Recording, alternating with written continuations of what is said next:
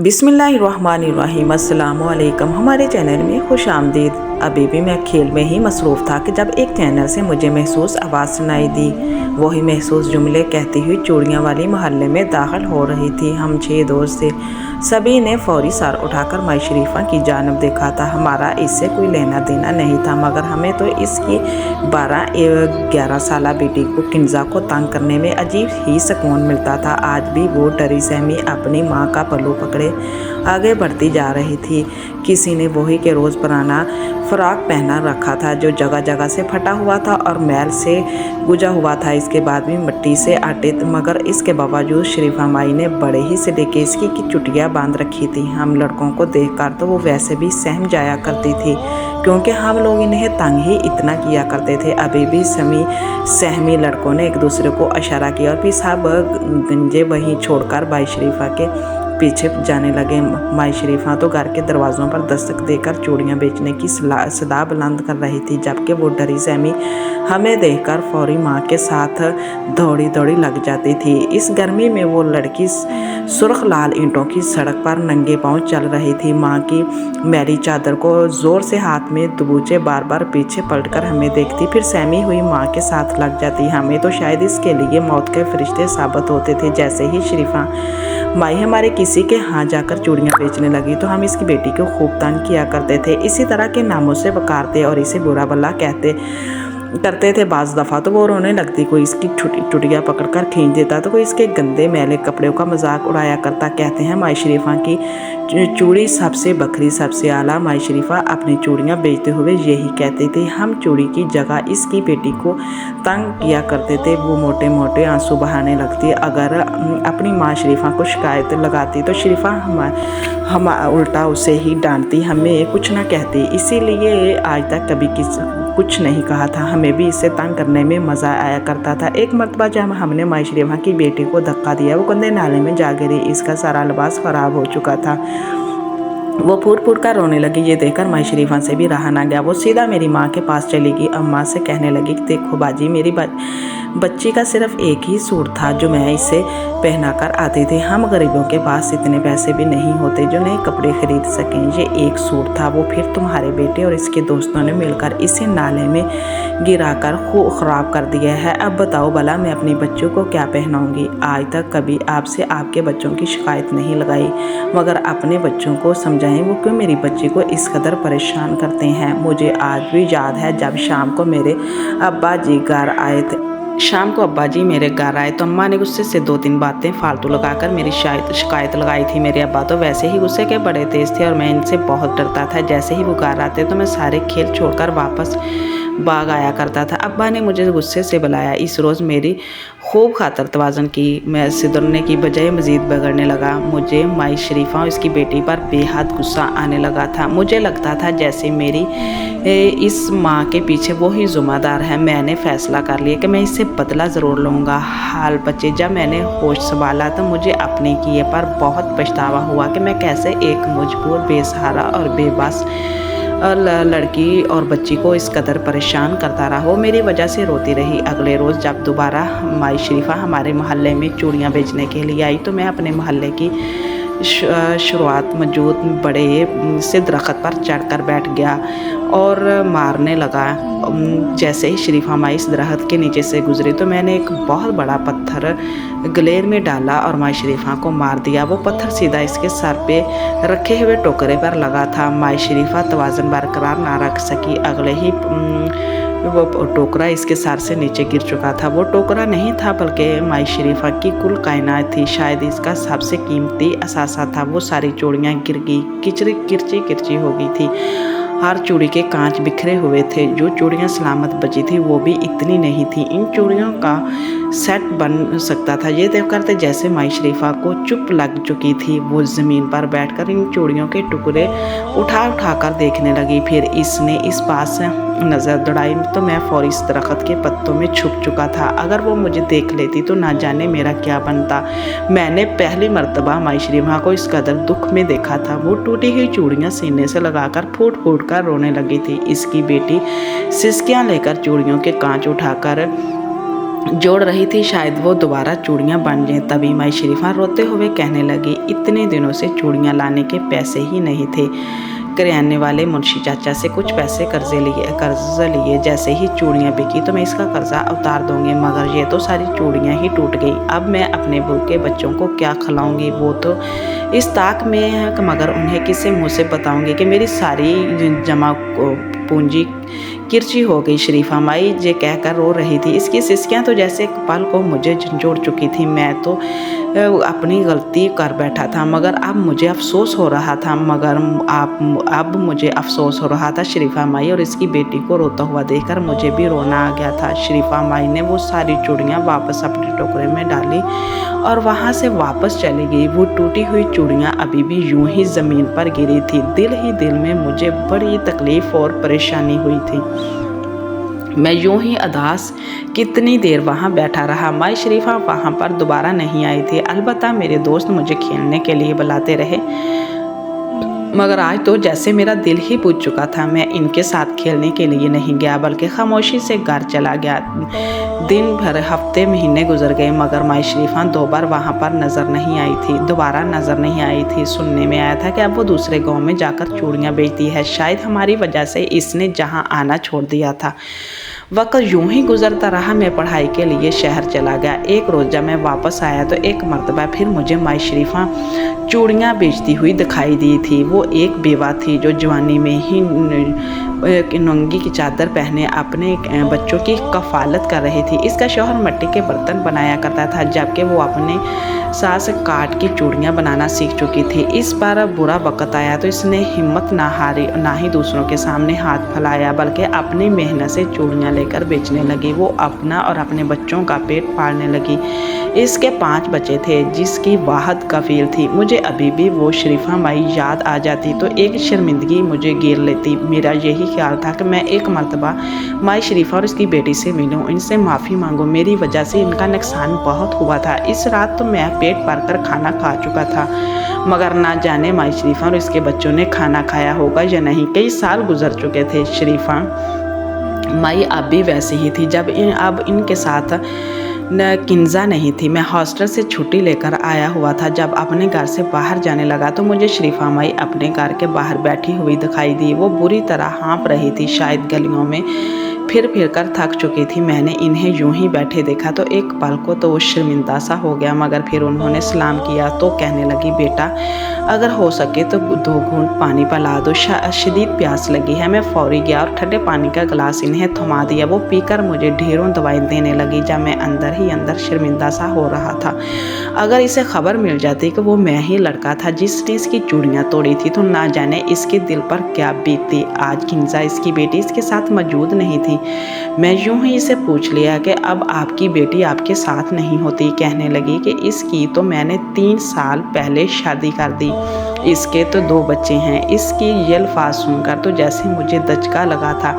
इतनी कम उम्र में इसकी शादी करवा दी। तो शरीफा माई हल्की सी मुस्कुराई, कहने लगी कि जितनी जल्दी सर से बेटी का बोझ उतर जाए इतना ही हम गरीबों के लिए अच्छा होता है। वैसे भी मेरे पास रहकर कौन सा सुखी थी।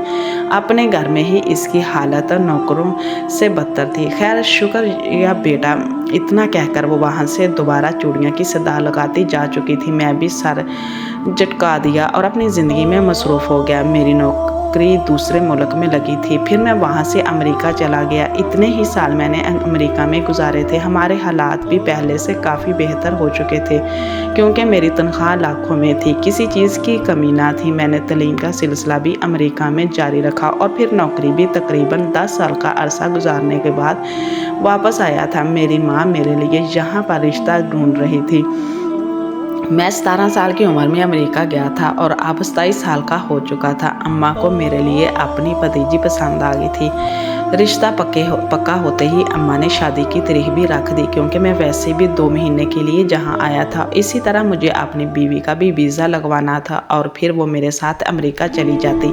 मैं अमेरिका से वापस आया तो दोस्त मुझसे मिलने के लिए आ गए। वक्त का मुझे कुछ अंदाज़ा ही ना हुआ। मेरी माँ ने मेरी शादी की तैयारियां शुरू कर दी।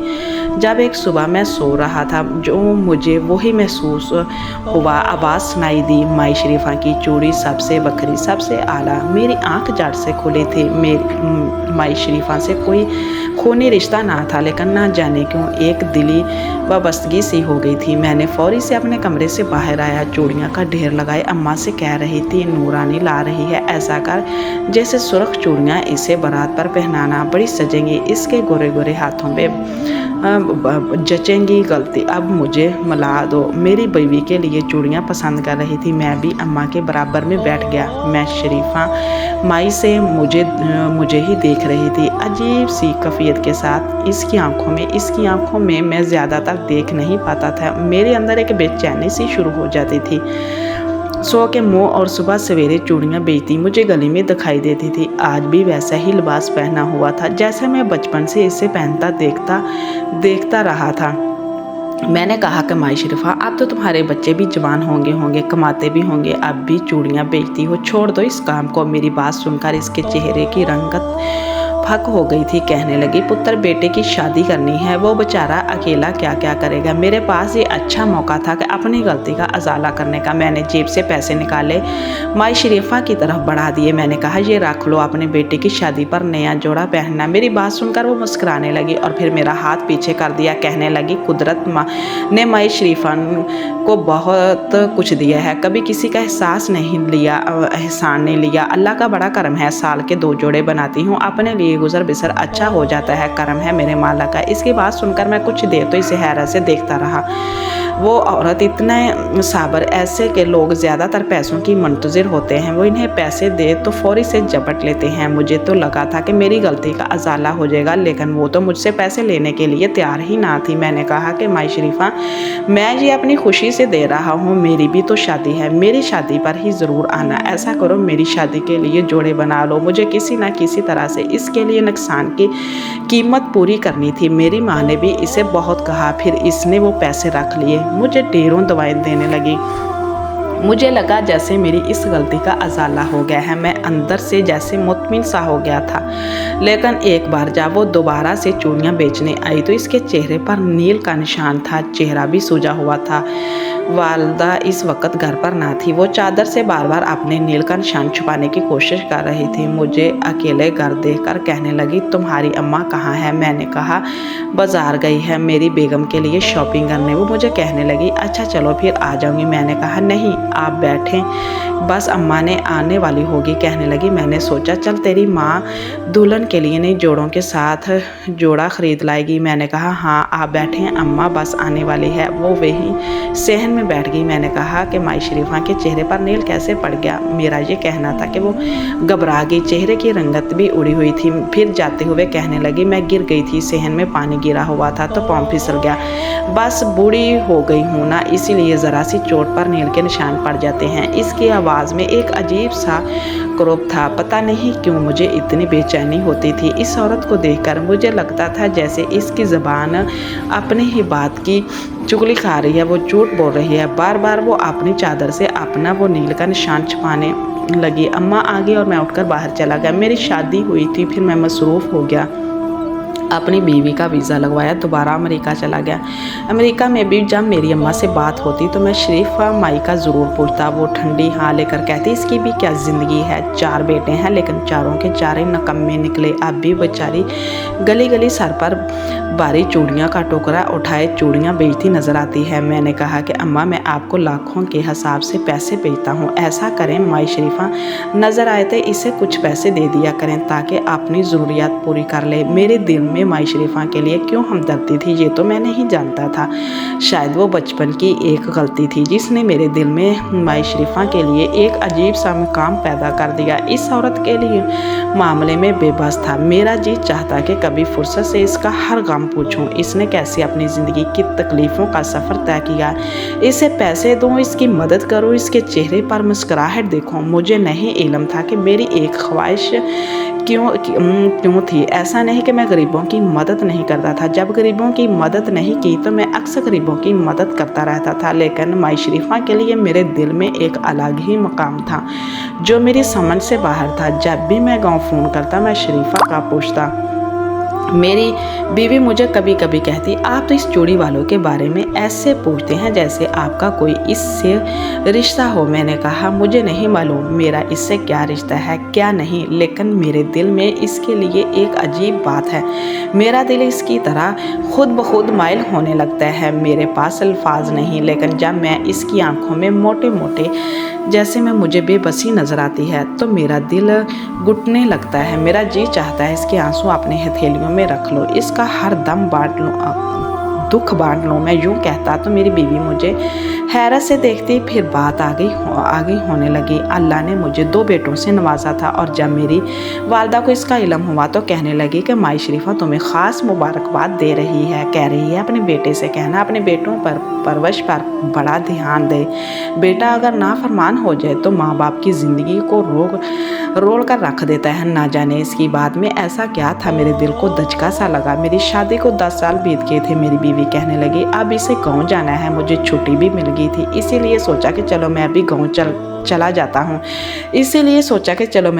चला जाता हूँ वरना 2-3 साल बाद मैं अपनी बीवी को गांव भेज देता था।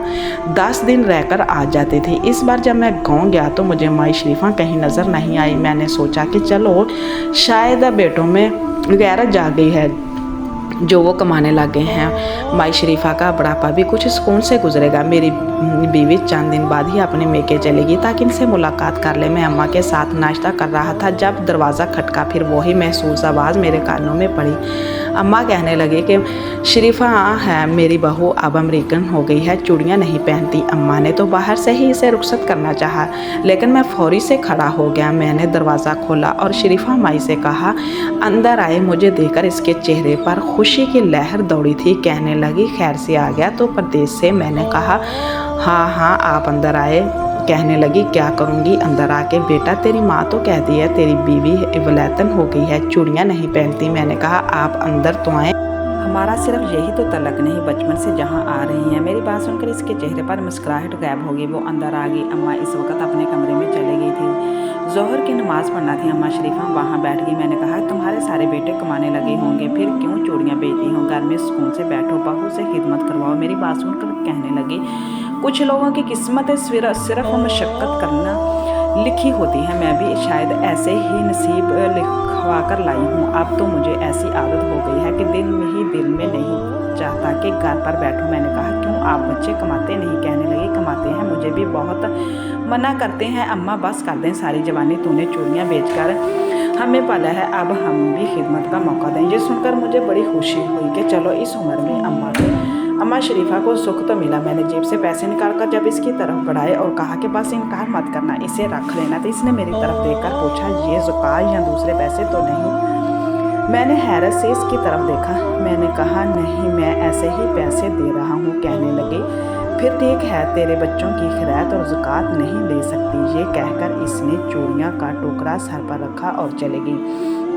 मैं काफ़ी देर इसकी इस बात को सोचता रहा, लेकिन एक बार मुझे ऐसी खबर मिली कि इसने मुझे तरपा कर रख दिया। अम्मा बताने लगी कि इसके बेटे अच्छे नहीं हैं, इसे बहुत मारते हैं। वो जो पैसे दिन भर कमाती है, घर जैसे ही जाती है बच्चे छीन लेते हैं। बाहर भी कुछ ख़ास अच्छा नहीं है। किसी ने सुनकर मेरे दिल में ऐसी बेचैनी उठी कि मैं इससे रहा नहीं गया। मैं शरीफा के घर चला गया, लेकिन दरवाजे पर ही इसकी चीखों पुकार सुनकर ठटक कर खड़ा हुआ था। इसके बेटे से मार रहे थे, कह रहे थे कि तूने हमें भी किसी अमीर घर में क्यों ना दे दिया? तुझे एक ही बेटे से प्यार था जिसे तूने इस औरत को थमा दिया। वो बे औलाद थी ताकि इसकी गोद भर जाए, तो तूने छोटे को क्यों इसकी गोद में डाल दिया?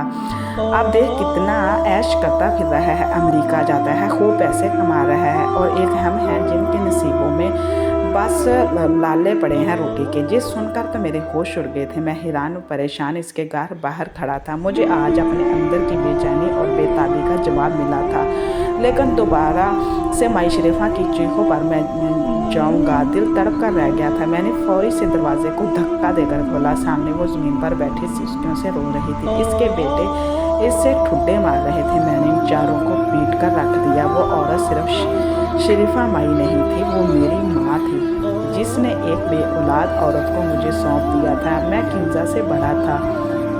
नौजवान मुझे से गुस्से से देखने लगे। मैं वहीं बैठ गया जहाँ माई शरीफा ज़मीन पर बैठी रो रही थी। आंसू मेरी आंखों से भी जारी थे। मैंने कहा कि माँ, मेरी इन अल्फाज पर वो तड़प कर सिसकने लगी और मुझे अपने सीने से लगा लिया। मैं फूट फूट कर रोने लगा। मेरी माँ ने बहुत बड़ी कुर्बानी दी थी। मुझे आज समझ आ रही थी कि मैं क्यों माई शरीफा को देखकर तड़प उठता था, क्यों वो मेरी सहमी माँ थी। सुबह जब मैं क्योंकि वो मेरी सच्ची माँ थी। जब मैं अमेरिका गया तो मेरे साथ माई शरीफा भी थी। मैं सोच चुका था कि औलाद होने के सारे फ़र्ज़ पूरे करूँगा। प्लीज़ हमारे चैनल को सब्सक्राइब करें ताकि आपको अच्छी वीडियो सुनने को मिले। अल्लाह हाफिज़।